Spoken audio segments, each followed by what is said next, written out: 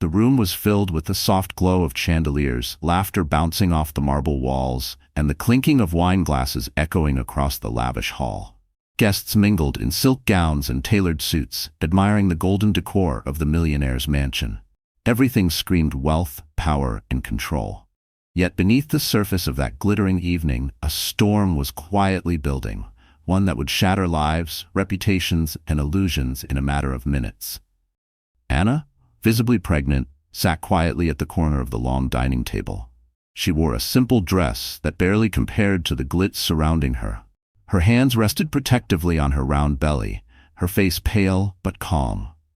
Despite her fragile state, she had forced herself to attend her husband's celebration, hoping to show her support, even if she knew her presence was barely wanted. Her husband, Mark, the millionaire host of the night, stood tall near the stage. His smile was wide, his arm casually wrapped around Victoria, a young woman who had stolen his attention months ago. Victoria sparkled in a crimson gown that hugged her body perfectly, and she carried herself as if she owned not just the evening, but everything around her. Whispers circled the hall. Some guests exchanged uneasy glances, others smirked knowingly. Everyone knew the truth, that Anna, the pregnant wife, had been cast aside, and Victoria, the mistress, was flaunted openly in front of her. Anna lowered her gaze, pretending not to hear the murmurs. Her heart ached, but her dignity kept her still. She told herself to endure just a little longer, to keep her baby safe. But Victoria had other plans. With a sly smirk, the mistress walked slowly across the room, her heels clicking sharply against the marble floor. She stopped right in front of Anna, her voice dripping with false sweetness. "Oh, Anna, you look so tired. Maybe sitting here isn't good for you. Shouldn't you be resting at home?" The crowd went silent. Anna forced a faint smile, refusing to answer. She thought if she stayed quiet, the humiliation would pass. But Victoria wasn't done. In one swift, shocking move, she kicked Anna's chair leg with her heel. The chair wobbled violently. Anna gasped, her body tilting backward, her hands instinctively clutching her belly as she tried to steady herself. Gasps erupted around the room. A few women screamed. One guest dropped his glass, shattering it against the floor. And then, Mark laughed. The millionaire husband, instead of rushing to his pregnant wife's aid, threw his head back and laughed loudly, as if what he had just witnessed was nothing more than entertainment. His laughter echoed, cruel and heartless, burning into Anna's soul. Anna gripped the edge of the table, barely keeping herself from falling.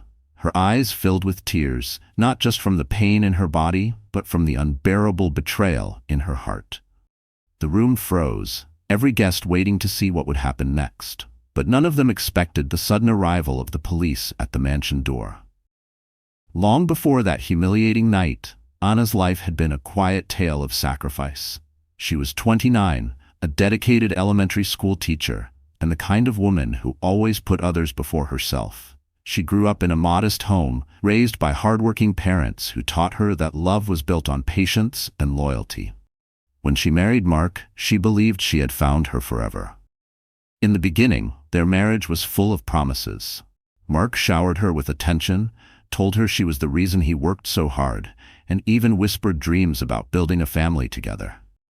Anna believed every word. She left her steady but simple life behind to support his ambitions, standing by him as he rose to wealth and power. She cooked for him, cared for his home, and loved him with all her heart. When she found out she was pregnant, she thought it was the happiest moment of their lives. She imagined Mark holding her hand during doctor visits, feeling their baby's first kicks, and preparing the nursery together. But reality was far harsher than her dreams. Mark changed almost overnight. He stopped coming home early, stopped asking about her day, and rarely touched her growing belly. Instead, his phone buzzed with messages at odd hours, and he always had an excuse for why he was too busy. Anna noticed his expensive suits carried faint traces of perfume that wasn't hers, and sometimes his shirts had strands of unfamiliar hair clinging to them. Still, she convinced herself it was just work stress. She wanted to believe in her husband, to trust the man she'd given everything to. But deep down, she knew something was breaking. The loneliness became unbearable.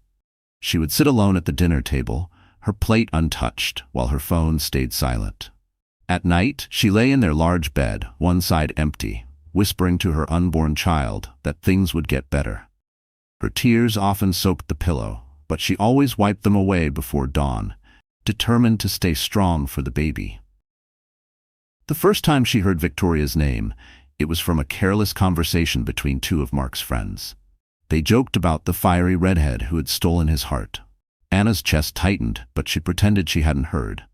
Later, she saw the truth with her own eyes. Mark and Victoria at a restaurant, laughing and holding hands as if they were the real couple.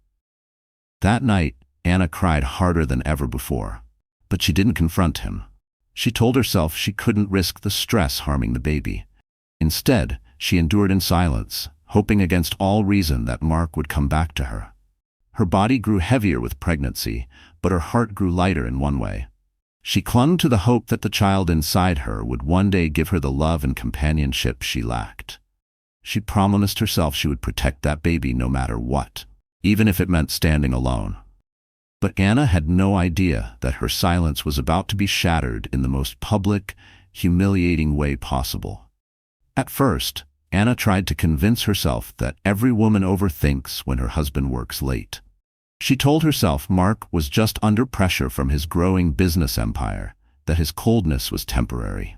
But as the weeks stretched into months, the signs of betrayal became impossible to ignore. Mark, once attentive, became distant. He no longer asked about her doctor visits. He never touched her growing belly, never smiled when she mentioned baby names, never shared in the excitement of becoming a father. When Anna brought up the subject, he brushed it aside with a careless wave of his hand. His late nights multiplied. He came home smelling faintly of alcohol and perfume, his tie loosened, his shirt buttons uneven. Sometimes he skipped coming home at all, claiming he was too exhausted and had booked a hotel room near the office. Anna tried to believe him, but her gut twisted with doubt. Phone calls became another source of suspicion. He guarded his phone like a treasure, never leaving it unattended. If Anna even glanced at it, his temper flared. "Don't you trust me?" he snapped once, his eyes hard and cold. The man who once swore eternal devotion now treated her like a stranger invading his privacy. The final blow came one quiet afternoon when Anna went to meet him at his office, hoping to surprise him with lunch. She carried a small basket of homemade sandwiches, eager to rekindle a small piece of their old connection. But when she arrived, she saw him through the glass walls of his office. Mark, laughing with Victoria. Victoria sat on his desk, her hand on his chest, her laughter ringing out like a bell. Anna froze in the hallway, her heart shattering. She couldn't move, couldn't breathe. She turned away before either of them noticed, the sandwiches slipping from her trembling hands. From that day forward, Anna lived in quiet torment. Every time Mark claimed to be working late, she pictured Victoria with him. Every time he dismissed her, she heard Victoria's laugh echoing in her ears. The betrayal was no longer a suspicion, it was a living, breathing presence in their home. The worst part wasn't the lies, it was the humiliation. Everyone around them seemed to know. At the grocery store, women whispered behind her back. At the doctor's office, the receptionist glanced at her with pity. Even Mark's friends, the ones who used to treat her with respect, now looked at her as if she were just an obstacle in his glamorous new life. And Anna endured it all in silence. For her baby. For the faint hope that Mark would remember the vows they once shared. But betrayal has a way of growing bolder when it goes unchallenged. Mark stopped hiding Victoria. He brought her to dinners, to parties, even to public events where cameras flashed. And through it all, Anna was expected to stay silent, to play the obedient wife while the world watched her humiliation. Until one night, Mark made a decision that would drag Anna into the center of her worst nightmare, an invitation to his grand mansion gala. The invitation arrived in a thick, gold-trimmed envelope. When Anna opened it, her hands trembled. It was for a grand gala at Mark's mansion, a celebration of his latest business success. The card glittered with luxury, boasting of an evening filled with fine wine, world-class music, and the most influential guests in the city. Anna stared at it for a long time. Her heart told her not to go. She knew exactly who would be there, but her pride whispered that she had to. She was still his wife, still carrying his child. She couldn't let the world believe she had disappeared while Victoria took her place. So, despite her fears, she pressed her simple dress, fixed her hair, and prepared to face the humiliation. When the night arrived, the mansion glowed like a palace. Expensive cars lined the driveway, photographers snapped pictures, and laughter spilled into the night air. Anna stepped inside, her stomach tight with nerves, her hand resting gently on her round belly. And there she was, Victoria. The mistress made her entrance with a confidence that silenced the room. She wore a crimson gown that sparkled under the chandelier, every curve accentuated, her red lips curled into a smile that dripped with arrogance. She clung to Mark's arm as if she were the rightful woman by his side, her chin lifted high, daring anyone to challenge her place. Whispers erupted among the guests. Some gasped, others chuckled, and many exchanged knowing looks. Everyone could see the cruel theater playing out. The wife in her modest dress, the mistress paraded like a queen. Anna felt her cheeks burn, but she kept her head up. She refused to give Victoria the satisfaction of seeing her break. She walked slowly toward the dining hall, choosing a seat away from the crowd. She told herself she just had to get through the evening quietly, without drawing attention. But Victoria wasn't satisfied with attention. She wanted domination. Throughout the evening, she flaunted her closeness to Mark. She whispered in his ear, laughed loudly at his jokes, and raised her glass as though she were already the hostess of the mansion. At one point, she even stood on stage to introduce him, her hand resting boldly on his chest. The crowd cheered, pretending not to notice the pregnant wife sitting quietly in the corner. For Anna, every cheer was like a knife twisting deeper into her heart. She kept stroking her belly, whispering silently to her unborn child, promising that one day things would be different. Then Victoria's eyes locked on her. The mistress smirked and strutted across the room, her heels clicking sharply against the marble floor. She leaned down, her perfume overwhelming, her voice dripping with venom. "Well, look at you, Anna. Still clinging on, huh? Poor thing." Anna froze, her dignity the only shield she had left. She refused to respond, even as Victoria laughed softly and walked back to Mark. But Victoria wasn't finished. Her cruelty was about to turn physical. The air inside the mansion grew heavier with every passing moment. Guests sipped their champagne and exchanged sly glances, waiting for the inevitable storm. Anna sat quietly, her hand on her belly, pretending to focus on her water glass while her ears caught every whisper, every mocking laugh aimed in her direction. "Why is she even here?" A woman in pearls murmured to her friend. "She looks so out of place," another whispered.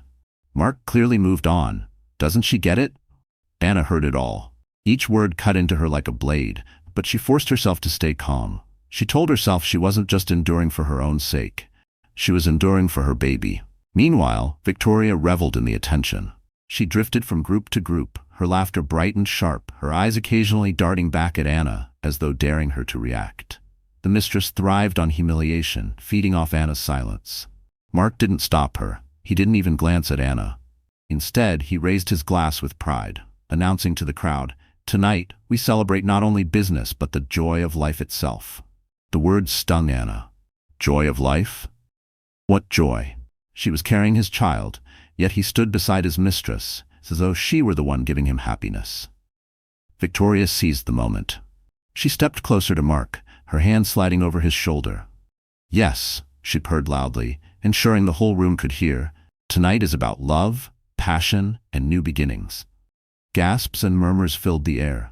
The guests weren't shocked by her boldness, they were entertained. It was a scandal unfolding before their eyes, and they enjoyed every second. Anna's chest tightened, her throat burned as she fought back tears. But she refused to let them fall. She pressed her palm firmly against her belly, whispering in her heart, "Stay strong. Just stay strong." But Victoria wasn't content with silent cruelty. She wanted a spectacle. She approached Anna's table with a fake smile plastered across her face. "Anna dear," she said sweetly, her voice dripping with poison, "you must be so tired. Pregnancy can be exhausting. Are you sure you belong here tonight? These parties can be overwhelming for someone in your condition." The guests turned to watch. A hush fell over the room as eyes darted between the wife and the mistress. Anna lifted her chin, her voice steady but quiet. "I'm fine, thank you." Victoria's smile widened, sharp as a knife. "Oh, come now. Don't be shy. Everyone can see you look uncomfortable. Why don't you just go home and rest? Leave the fun to us." Laughter rippled through the crowd. Some shook their heads in pity, others smirked openly. Anna sat frozen, the humiliation searing into her skin. "Mark?" He only chuckled, sipping his drink, enjoying the show. Anna's fingers dug into the edge of the table, her knuckles white. She wanted to scream, to fight back, but she couldn't. Not here, not in front of all these people. And that was when Victoria's taunts turned into something far more dangerous. She lifted her heel and aimed it at Anna's chair. The room was silent, the kind of silence that comes just before a storm. All eyes were on Victoria as she stood before Anna, her crimson dress glistening under the chandelier. The mistress tilted her head, smirk curling her lips, and in a single, swift motion, she raised her heel and struck the leg of Anna's chair. The wooden chair jerked violently. Anna gasped, clutching her belly as her body tipped backward. A chorus of gasps erupted from the guests, followed by a piercing scream from one woman in the crowd. Glass shattered as someone dropped their drink in shock. Anna's heart raced. For a split second, she felt the world spinning, her body teetering on the edge of disaster. Her hands flew to the table, grabbing at the edge to steady herself. Her knuckles turned white, her breath short and desperate. Every instinct screamed at her, "Protect the baby." Victoria stood over her, eyes glinting with cruel satisfaction. "Oops," she said mockingly, her voice loud enough for everyone to hear. "I didn't see the chair there." Laughter rang out, not from the guests, but from Mark. The millionaire husband, standing tall near the stage, threw his head back and laughed. His voice echoed through the grand hall, cold and merciless. To him, it wasn't an attack. It was entertainment. His pregnant wife's near fall, her terror, her pain, all of it was a sick joke. The guests froze, unsure whether to intervene. Some looked horrified, others whispered nervously, but no one dared to speak against Mark or his mistress. Their wealth and influence hung heavy in the room like a chain around every neck. Anna's chair steadied as she clung desperately to the table. Her chest heaved, tears brimming in her eyes. Humiliation burned through her veins, but more than that, fear. The sharp pain that shot through her side made her gasp. Was her baby safe? She lowered her trembling hand to her belly, whispering under her breath, "Stay with me. Please stay with me." Victoria smirked, stepping back as if she had done nothing wrong. She twirled her wineglass between her fingers, savoring the chaos she had unleashed. "You're awfully clumsy tonight, Anna," she sneered, drawing chuckles from a few sycophantic guests who wanted to stay on her good side. Anna blinked back tears, struggling to remain upright. The room swam around her, the faces of strangers blurring together. She felt utterly alone, trapped in a nightmare she couldn't escape. Mark finally walked closer, but not to help her.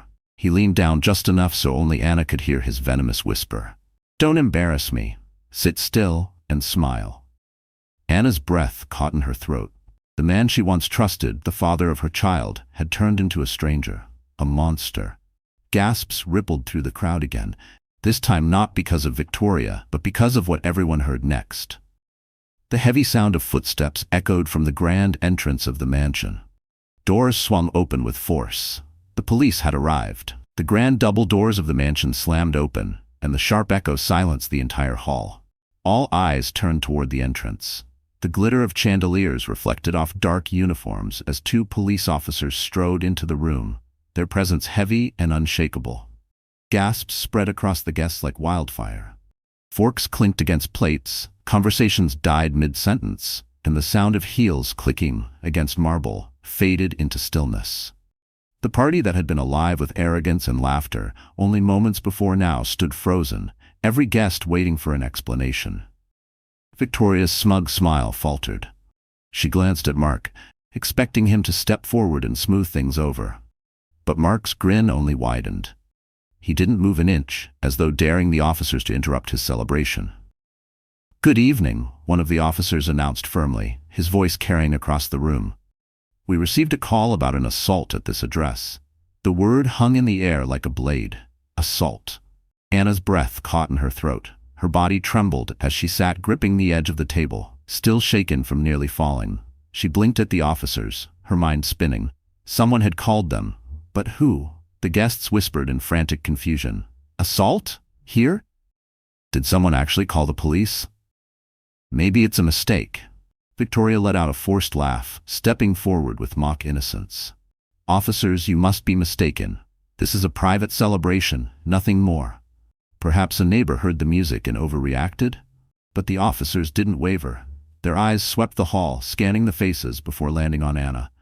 Her pale skin, trembling hands, and the protective way she cradled her belly told a story without words. One of them stepped closer. Ma'am, are you all right? The room fell silent again.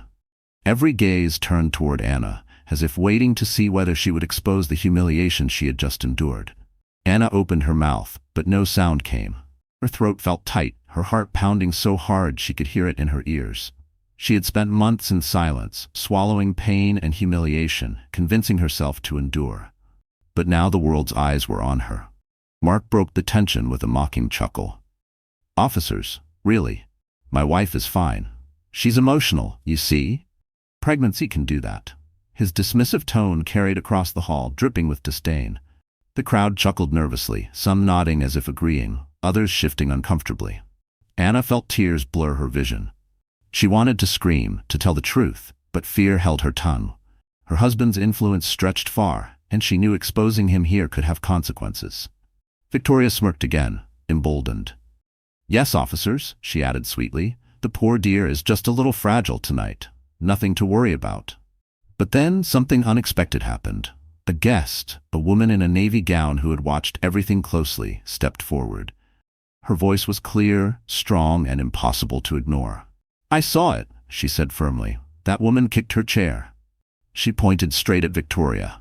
The room erupted in gasps, and the officers turned their attention directly to Victoria. The officer's gaze locked onto Victoria, his expression unflinching. The crowd shifted uneasily, whispers rising like the rustle of wind through trees. For a brief moment, the mistress's perfect mask cracked, but she quickly plastered on a dazzling smile, her crimson lips parting as she laughed lightly. Me? She said, her voice dripping with false charm. That's absurd. Why would I ever hurt her? She gestured toward Anna with a dismissive wave, as though the pregnant wife were nothing more than a bothersome shadow. The woman in the navy gown didn't waver. Her eyes burned with conviction. I saw it clearly. She kicked the chair. Everyone here did. She turned to the silent crowd, challenging them. Are you all going to pretend it didn't happen? The guests froze, torn between truth and fear. They shifted in their seats, eyes darting nervously between Mark, Victoria, and the officers. No one wanted to risk angering the powerful millionaire or his mistress. Victoria seized the hesitation. See? She said smoothly, spreading her arms in mock innocence. If I had done something so horrible, surely someone else would confirm it. But no one has. Isn't that right? Her gaze swept across the room like a predator daring its prey to resist. Mark smirked, stepping closer to Victoria, his hand settling possessively on her back. Officers, this is ridiculous. My wife is emotional, and my guest here is being slandered. I won't allow this nonsense to ruin my evening. His tone carried the arrogance of a man who believed money could erase any sin. Anna sat frozen, her body trembling. Her lips parted, but her voice caught in her throat. She wanted to speak, to confirm what had happened, but fear gripped her like iron chains. If she stood against Mark and Victoria now, what would happen to her? To her baby? The officer, however, wasn't convinced. He stepped closer to Victoria. Ma'am, I need you to come with us for questioning. This isn't a request. Victoria's mask cracked again, this time with fury. Her eyes flashed and her smile vanished. How dare you? She hissed. Do you even know who I am? Do you know who he is? She pointed at Mark, her voice rising. We don't answer to you. The guests gasped, the tension thickening until it was almost unbearable. Mark's jaw tightened, his calm demeanor slipping for the first time. He leaned close to Victoria, whispering something sharp into her ear. She stiffened, then forced a brittle laugh, trying to regain control. Fine, she said loudly, turning back to the officers. If you insist, but you're wasting your time. This poor woman is confused, and now strangers are feeding her delusions. Isn't that right, Anna? Her words dripped with venom as she stared down at the pregnant wife. Anna's heart pounded. The room swirled around her, the weight of dozens of eyes pressing on her. She felt the baby shift inside her, as if urging her to stand, to fight. But could she find the strength? Because in the next breath, Anna opened her mouth, and everyone leaned in, waiting for her answer. Anna's lips trembled as every eye in the grand hall turned toward her. For months, she had swallowed her pain, burying her voice beneath fear and humiliation. But now, with her unborn child stirring inside her and the police officers waiting, silence was no longer an option. She gripped the edge of the table, steadying herself. Her voice cracked at first, but it grew stronger with each word. "It's true," she said, her tone carrying across the room. "She kicked my chair. She tried to knock me down. And he—" She glanced at Mark, her eyes filled with betrayal. He laughed. The crowd erupted. Gasps, whispers, and shocked murmurs rippled through the hall. A few guests covered their mouths in disbelief, while others shook their heads, suddenly ashamed of their silence. Mark's expression darkened, his jaw clenched tight. "Anna," he hissed, his voice low but venomous, "don't make a fool of yourself." But Anna didn't stop. She rose slowly to her feet, one hand cradling her belly protectively. "I've lived in silence long enough. I carried this child alone while you paraded her around. I endured the whispers, the humiliation, the loneliness. But tonight, in front of everyone, you showed who you truly are. A husband who mocks his pregnant wife. A man who finds amusement in her pain." Tears welled in her eyes, but she refused to let them fall. The strength in her voice stunned the room. Guests shifted uncomfortably, realizing they had witnessed cruelty yet chosen to laugh or look away. Victoria's face twisted with rage. "She's lying," she shouted, her composure crumbling. "She's desperate for attention. Look at her, weak, pathetic, clinging to a man who doesn't want her." But the officer raised a hand. "Enough." His voice cut through the noise like steel. "We have multiple statements, and the victim herself has spoken. That's sufficient cause." He stepped forward, reaching for Victoria's arm. She jerked back, eyes wild, but the second officer moved quickly, blocking her escape. Gasps filled the room as the reality sank in. The glamorous mistress was about to be taken away in handcuffs. Mark tried to intervene. "You can't do this," he barked. "Do you know who I am? This is my house. You have no right." The officer's sharp glare silenced him. No one is above the law. Anna's heart pounded as she watched the scene unfold. For the first time in months, she felt something shift inside her. Not just fear, but hope. She had spoken, and her words had power. The crowd watched with bated breath, the atmosphere electric. Some looked at Anna with newfound respect, others with guilt for having stayed silent too long. The walls of the mansion, once echoing with laughter and cruelty, now vibrated with the weight of truth. Victoria thrashed against the officer's grip, her voice shrill. "This isn't over. You'll regret this." Anna stood taller, her hand on her belly, her gaze steady. She had finally found her voice. And just as Victoria was about to be led out, a shocking new revelation stopped everyone in their tracks. The officers gripped Victoria's arms, their hands firm as they prepared to lead her out of the glittering hall. The mistress struggled, her heels scraping against the marble floor, her crimson gown swirling like flames around her legs. The crowd leaned forward, eyes wide, their whispers filling the silence. "This can't be happening," Victoria hissed, her voice cracking under the weight of panic. "I didn't do anything. You're humiliating me in front of everyone." The officer holding her arm responded coldly. "Your actions humiliated you. We're only here to enforce the law." But before they could move her another step, a man from the crowd raised his hand. His voice carried with authority, sharp and commanding. "Wait. There's something you should know." Every head turned. The man was tall, dressed in a dark suit, his expression grave. Anna recognized him instantly. Mr. Harris, one of Mark's former business partners. He stepped into the center of the room, his presence silencing the chatter. "This isn't the first time," Harris declared. "Victoria has done this before. I saw her assault another woman at a private event last year, but it was covered up, paid off, and buried by Mark himself." The hall exploded with noise. Guests gasped, their murmurs swelling into outrage. Eyes darted between Victoria, who turned pale, and Mark, whose confident smirk vanished for the first time that night. The officers exchanged glances. "Is this true?" one asked. Harris nodded firmly.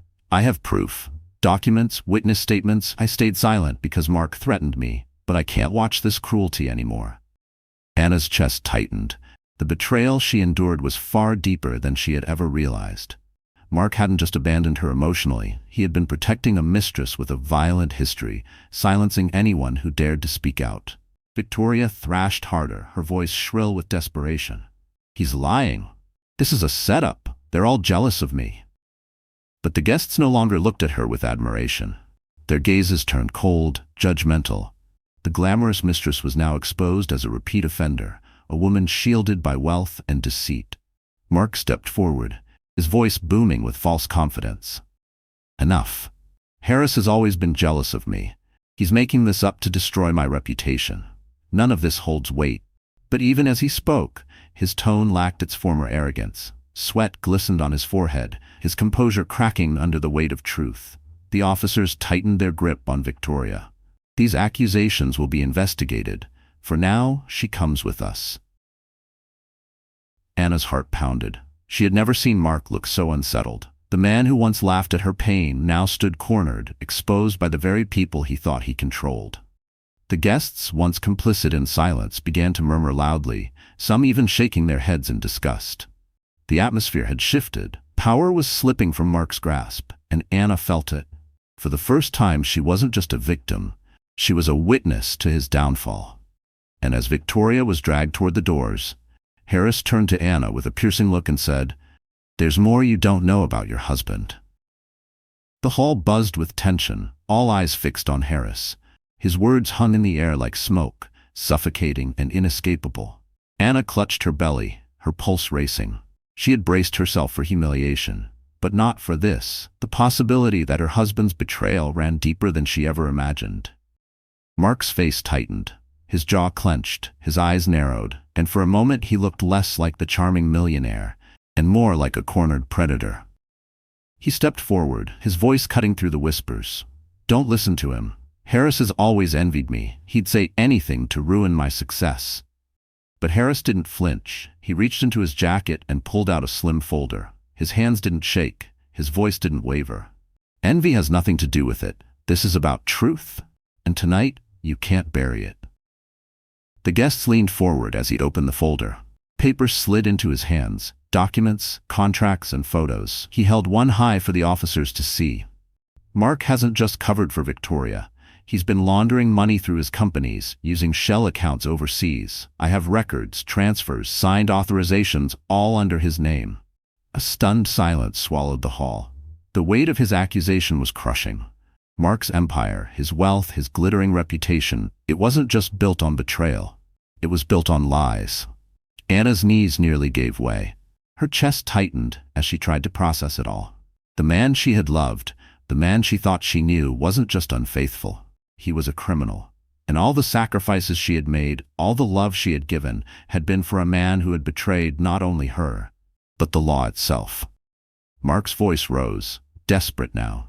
"This is slander. You think you can just wave a few papers around and destroy me? Do you know who I am? Do you know how many judges, politicians, and businessmen owe me favors?" But his bravado only made the room colder.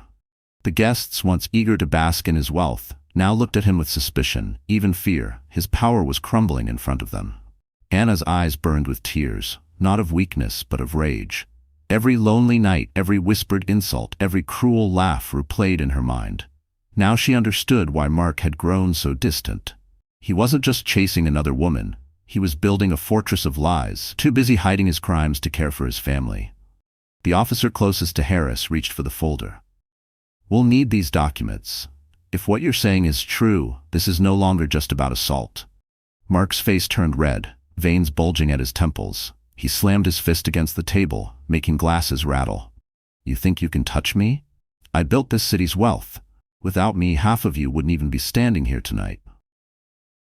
But no one applauded. No one defended him. The room's silence was his answer. Anna's breath came sharp and shallow. Harris's eyes met hers, steady and grave. "Anna," he said softly, "you need to know. The betrayal goes even deeper. Mark's been hiding something from you. Something about the baby."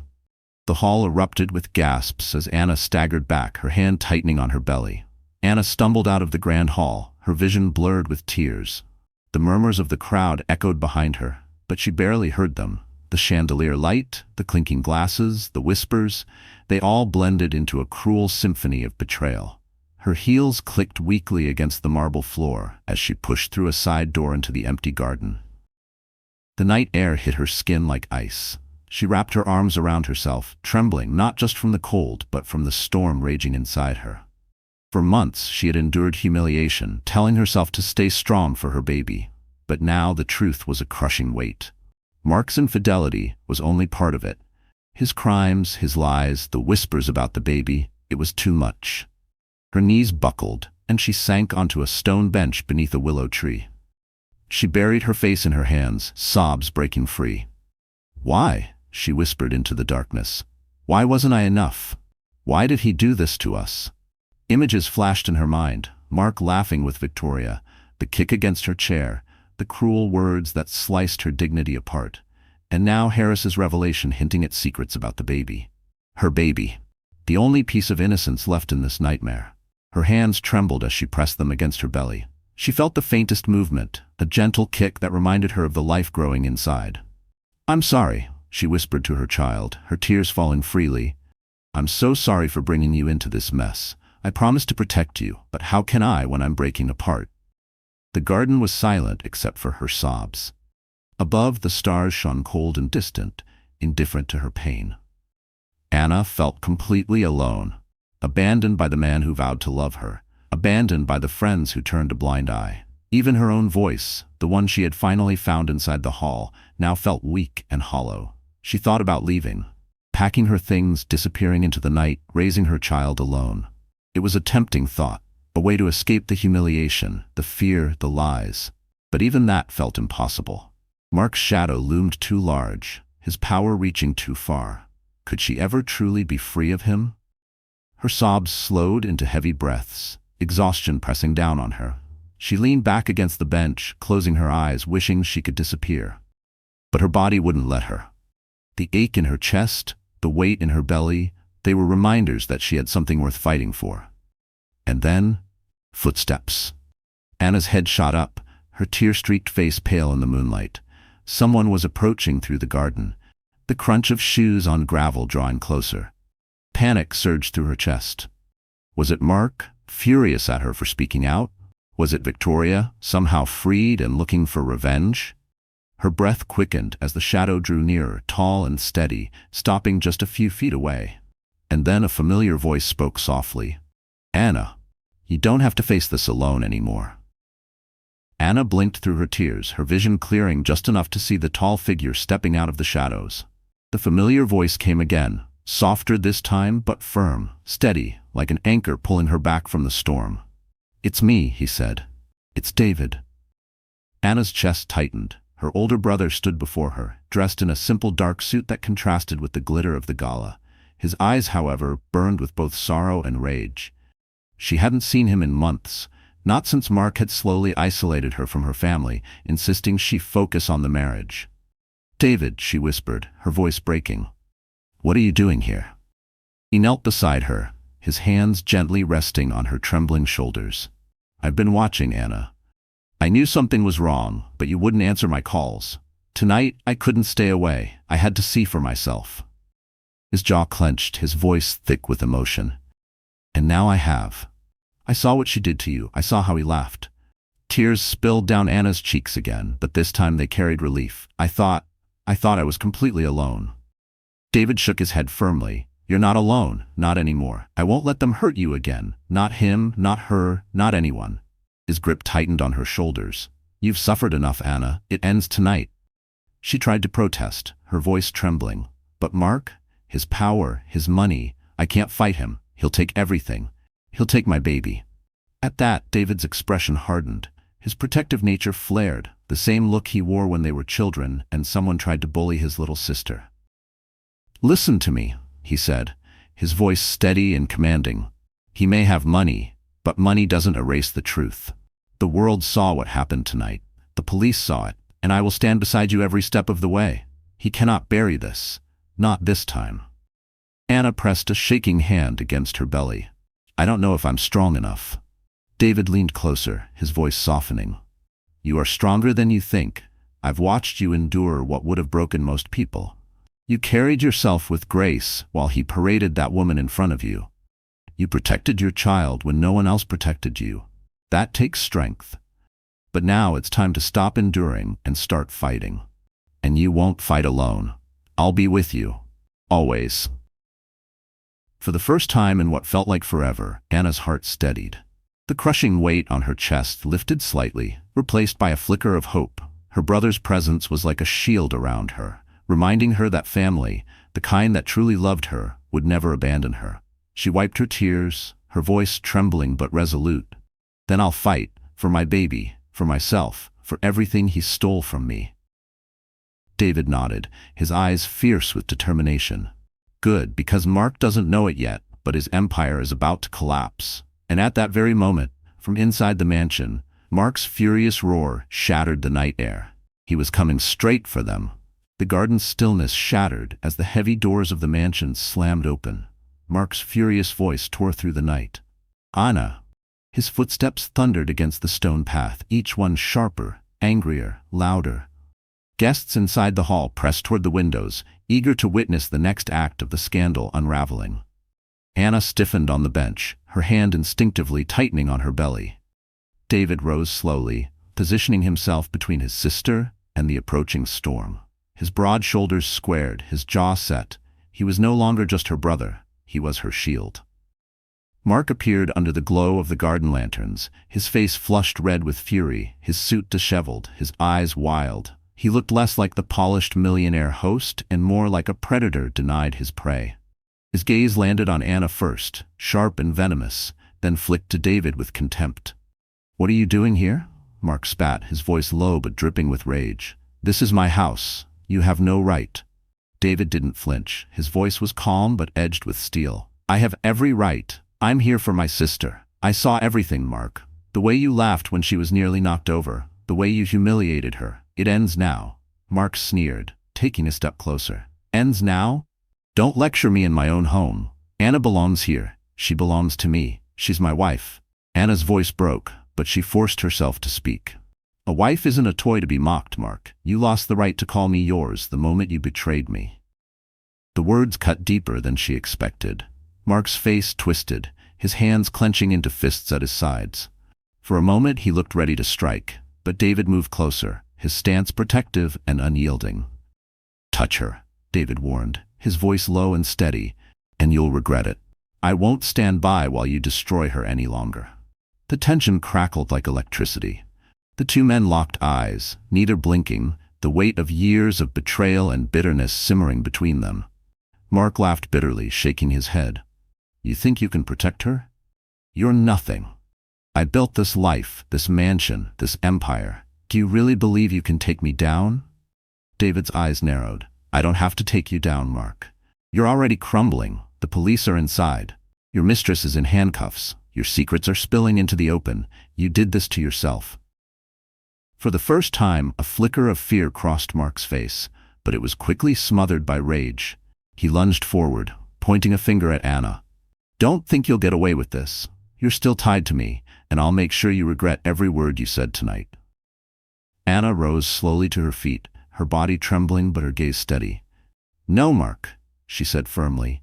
"For the first time, I don't regret speaking. The only thing I regret is staying silent for so long." Mark's jaw clenched, his fury boiling over. He took another step, but David blocked him, standing firm. And just as the standoff reached its peak, the garden lights flared brighter. An officer had stepped outside, ready to intervene. The officer stepped into the garden, his flashlight beam cutting through the shadows. His firm voice shattered the tension. "Mark Harrison, we need to speak with you." Mark froze mid-step, his anger momentarily replaced with alarm. He turned sharply, trying to mask his unease with arrogance. "What is this? Barging into my home, harassing my wife, my guests? Do you even know who I am?"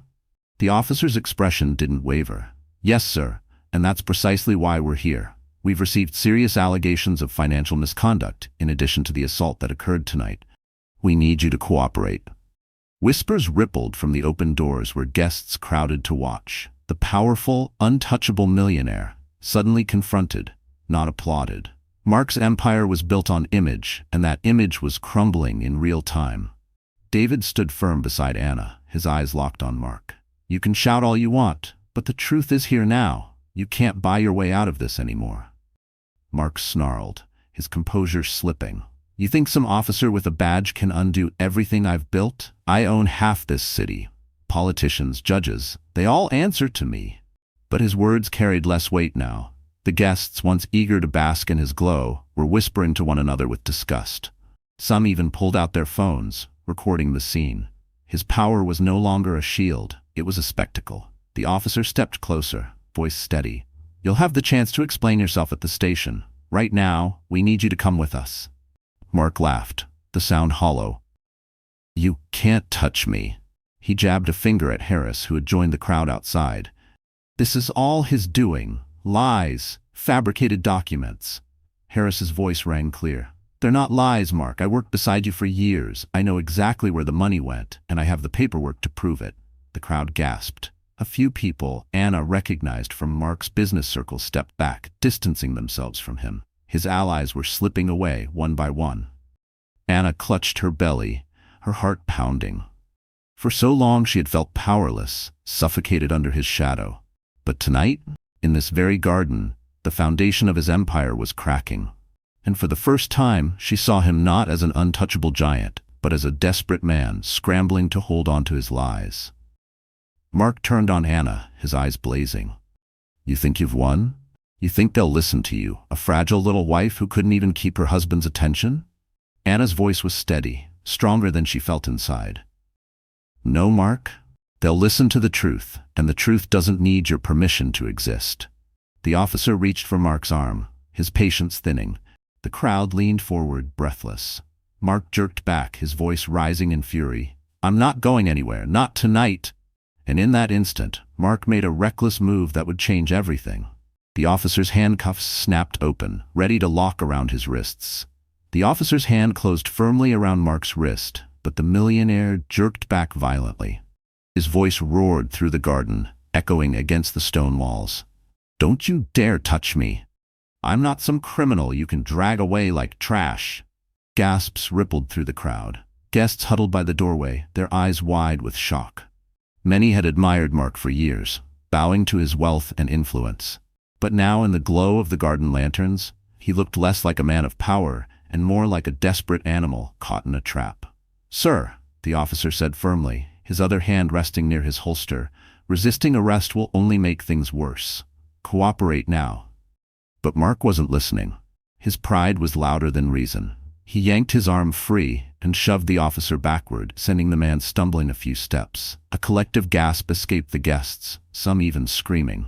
Phones were lifted higher, recording every second of his downfall. David stepped forward instinctively, positioning himself protectively in front of Anna. Stop this, Mark. You're only proving everything they've said about you. Don't make it worse. Mark's eyes burned with rage. You think you've won, David? You think you can waltz in here, play the hero, and take my family away from me? His voice cracked, desperation bleeding through the fury. Anna is mine. She'll always be mine. Anna felt her stomach tighten, her hands pressing protectively against her belly. But her voice, though soft, cut through the chaos. I was yours once, Mark, but you threw me away. Tonight everyone sees it. You don't own me. You never will again. Her words struck him like a slap. For the first time, Mark's rage faltered, his face twisting with something that looked like pain. But it lasted only a moment before his fury returned, hotter than ever. The second officer lunged forward, gripping Mark's other arm. Mark thrashed violently, his voice breaking into a scream. You'll all regret this, every single one of you. I'll burn this city before I let you take me down. The crowd recoiled in horror. This wasn't the charming host they had known. This was the real Mark, unmasked, unhinged, consumed by power he could no longer control. The officers wrestled with him, forcing his arms behind his back. The sharp click of metal filled the air as the handcuffs finally snapped shut. Mark roared, his voice echoing like a wounded beast, but no one rushed to his defense. Not a single guest stepped forward. His empire of loyalty had crumbled into ashes. Anna watched, her chest heaving. Relief mingled with sorrow, a strange ache for the man she thought he once was, mixed with the bitter truth of who he had become. David rested a steadying hand on her shoulder. "It's over," he whispered. But Anna's eyes narrowed. Deep inside, she knew it wasn't. Men like Mark didn't surrender easily. Even in chains, his venom lingered. And as the officers dragged him toward the mansion doors, Mark twisted his head back and shouted one final threat. "Anna, I'll make sure you lose everything." The glitter of the mansion gala was long gone, replaced by the cold walls of the courtroom. Weeks had passed since that chaotic night, but the shock lingered in the city like a scar. Newspapers screamed headlines of betrayal, corruption, and scandal. Mark Harrison, the untouchable millionaire, was now just another defendant in a tailored suit, his wrists shackled not by gold watches but by law. But today, it wasn't just Mark who faced justice. Victoria sat at the defendant's table, her crimson lips pale, her once confident posture replaced by trembling hands. The woman who strutted through parties with arrogance was now reduced to whispers and anxious glances. Anna sat in the gallery, David by her side. She clutched her belly, larger now with the nearing birth of her child. Every heartbeat of her baby gave her strength to endure the stares, the whispers, the weight of reliving it all. She hadn't come to watch them suffer. She came to witness justice finally being served. The prosecutor rose, his voice sharp and clear. "Your Honor, the evidence is undeniable. On the night in question, the defendant, Victoria Lane, assaulted a pregnant woman in full view of dozens of witnesses. Furthermore, we have testimony and documentation proving she engaged in a prior assault that was buried by Mr. Harrison's influence. This is a pattern of violence, arrogance, and disregard for human life." Victoria's lawyer attempted to defend her, painting her as misunderstood, as provoked by jealousy. But every excuse collapsed under the weight of evidence. Witnesses took the stand. Guests from the gala who had stayed silent that night now spoke freely. The woman in the navy gown testified with unwavering clarity. Harris presented additional evidence linking Mark's hush money payments to past cover-ups. Anna sat still, her heart pounding with every word. Each piece of testimony felt like a vindication of the pain she had endured. For once, the truth wasn't whispered in corners. It was spoken in the open, under oath, undeniable. Victoria's mask cracked. She burst into tears, pleading with the judge. "I didn't mean to hurt her. I was angry. I was drunk. It was just a mistake." But the courtroom wasn't swayed. The judge's gavel struck like thunder. "Victoria Lane, you are hereby sentenced to 5 years in prison for aggravated assault and related charges." Gasps filled the room. Victoria collapsed into her chair, her sobs echoing in the silence. The woman who once mocked Anna's fragility now sat powerless, stripped of the glamour she had wielded like a weapon. But the storm wasn't over. The prosecutor turned toward Mark, his voice cold. "And now we turn to Mr. Harrison. The financial crimes, the fraud, the laundering." Mark's jaw tightened, his eyes darting toward Anna. Even in chains, his glare was venomous. Anna's breath caught as she met his gaze. His empire was crumbling, but his threat still lingered. David leaned closer to her, whispering, "Stay strong. His fall has only just begun." And just as the judge called Mark's case forward, a shocking witness stepped into the courtroom. Someone Anna never expected to see again. The courtroom doors creaked open, and every head turned.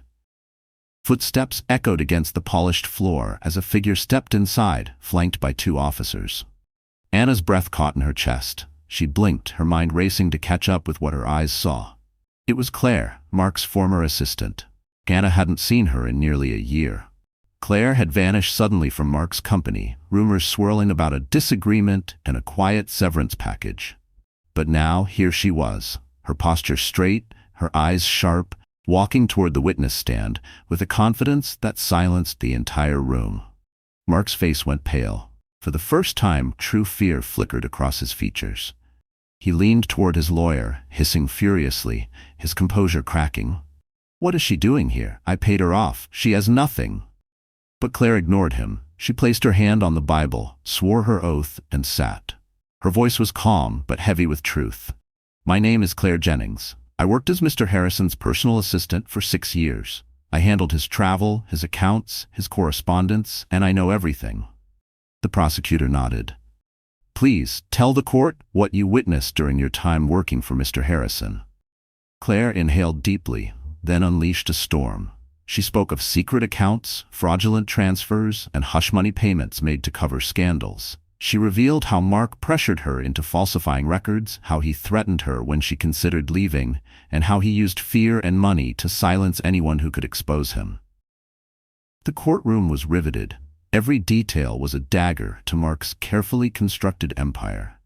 Claire pulled out copies of emails, bank statements, and memos, documents only someone with inside access could have.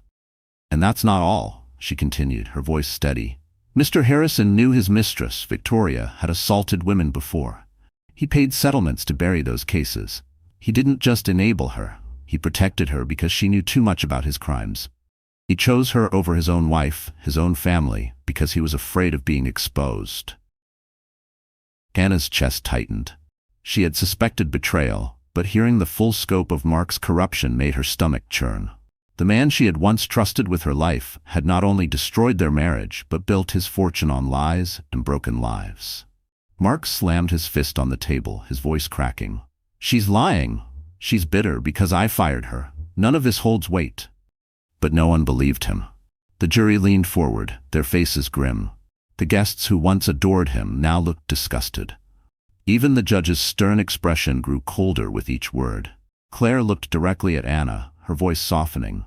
"I stayed silent because I was afraid, but tonight, seeing what he did to you, I knew I couldn't hide anymore. You deserved the truth." Anna's eyes filled with tears. For the first time she felt truly seen, not just as a victim, but as a woman whose pain mattered. The prosecutor turned to the judge. "Your Honor, this testimony, combined with the evidence, proves beyond doubt that Mr. Harrison is guilty of fraud, abuse of power, and obstruction of justice." The gavel struck. The courtroom bristled with anticipation, and as the judge prepared to speak, Mark suddenly rose to his feet, his voice erupting with one last desperate cry. Mark shot to his feet, his face crimson, his voice booming with desperation. "This is all lies. Every single one of you is against me. I built this city, I gave you jobs, I gave you wealth, and this is how you repay me?" His words ricocheted off the courtroom walls, but instead of respect, they were met with cold silence. The judge raised a hand, his gavel striking sharply. "Mr. Harrison, sit down immediately, or you will be removed from this courtroom." But Mark refused. His body trembled with rage, his fingers stabbing the air toward Anna. You did this to me. Without you, none of this would have happened. You were supposed to stand by me, no matter what." Anna rose slowly from her seat in the gallery. Her hand rested protectively on her belly, her voice calm yet firm. "No, Mark. I was supposed to stand by the man I married, the man who vowed to protect me, to cherish me, to love our family. But that man disappeared a long time ago. What stands here now is a stranger, and today the world sees him for who he truly is." Her words echoed like a final verdict. Mark's shoulders sagged for the first time, the fight draining from him. His empire of wealth and lies had crumbled, leaving nothing but a broken man exposed before all. The judge's voice cut through the silence. "After reviewing the overwhelming evidence, the testimony, and the repeated obstruction of justice, this court finds Mark Harrison guilty on all counts. He is hereby sentenced to 20 years in federal prison." Gasps filled the room. Some spectators shook their heads, others whispered, but Anna simply closed her eyes. Relief washed over her, heavy and cleansing, like rain after a long drought. Mark's knees buckled as officers grabbed him. His eyes searched the crowd, desperate for an ally, but found none. His former friends turned away, his influence gone, his legacy destroyed. As he was led away in handcuffs, his final glare at Anna carried no power, only emptiness. Anna sank back into her seat, trembling, tears spilling freely. But this time, they weren't tears of pain, they were tears of release. For the first time in years, she could breathe. David wrapped an arm around her shoulders, his voice low. "It's over, Anna. You're free." She nodded, her hand resting gently on her belly. "No," she whispered softly, smiling through her tears. "It's not just over, it's a beginning." Weeks later, Anna stood outside a small house on a quiet street. The mansion, the luxury, the false promises, all left behind. In their place was a modest home, a garden blooming with fresh flowers, and a nursery waiting for her child. David helped her carry in the last box. She looked around, her heart swelling. For the first time, this space felt hers, not borrowed, not tainted, but real. That evening, as the sun set, Anna sat in a rocking chair by the nursery window. She stroked her belly, whispering, "We're safe now. We'll build something new. And no one will ever take it from us again." And when her baby kicked gently in response, Anna smiled through her tears, knowing that her story had finally turned from tragedy to triumph. The trial was over, the cameras had turned away, and the city slowly shifted its attention to new scandals. But for Anna, the real story was only beginning. The weight of years of silence had lifted, replaced with the challenge of rebuilding a life that had been shattered but not destroyed. Her small house became a sanctuary. The walls were plain, the furniture modest, but to her it was a palace of peace. Each morning she would wake to sunlight spilling through the curtains instead of cold marble walls. She no longer heard Mark's laughter or Victoria's cruelty echoing in her mind. Instead, she heard the soft hum of birds and the steady rhythm of her own heart. David remained close, visiting often to check on her. He fixed things around the house, stocked her fridge, and made sure she never felt abandoned. "Family comes first," he reminded her, a phrase their late parents had lived by. For the first time in years, Anna felt wrapped in the warmth of unconditional love. But healing wasn't instant. Some nights, the memories returned. The chair wobbling under her, the sound of Mark's mocking laughter, the sharp sting of humiliation. She would wake up in tears, clutching her belly, whispering promises to her unborn child that the past would never repeat itself. To cope, she started writing. At first, it was letters she never sent, to Mark, to Victoria, even to herself. Words poured out of her like water breaking through a dam. Soon, those letters became a diary, and that diary turned into something more, a testimony of survival. She began attending support groups for women who had faced betrayal and abuse. At first, she only listened, her hands folded tightly in her lap, but slowly, her voice returned. She shared her story, the humiliation at the gala, the fear, the despair, and finally, the moment she chose to speak. Every time she spoke, women nodded, some with tears in their eyes. Anna realized her pain had a purpose. Her voice, once silenced, now gave others courage. David encouraged her to take it further. "You have a gift," he said. "People need to hear you. Don't hide your story. Let it be a light." With trembling hands, Anna agreed. She submitted an article to a local newspaper, sharing her journey under the title, "The Night I Found My Voice." To her surprise, it went viral. Letters and messages poured in from women around the world who had endured similar battles. They thanked her for her bravery, telling her that her words gave them strength to leave toxic relationships, to demand respect, to believe in themselves again. For Anna, this was the true beginning. She wasn't just surviving, she was becoming a voice for those still trapped in silence. But as her story spread, so did the shadows of the past. One evening, as she returned from a speaking event, a letter waited at her door.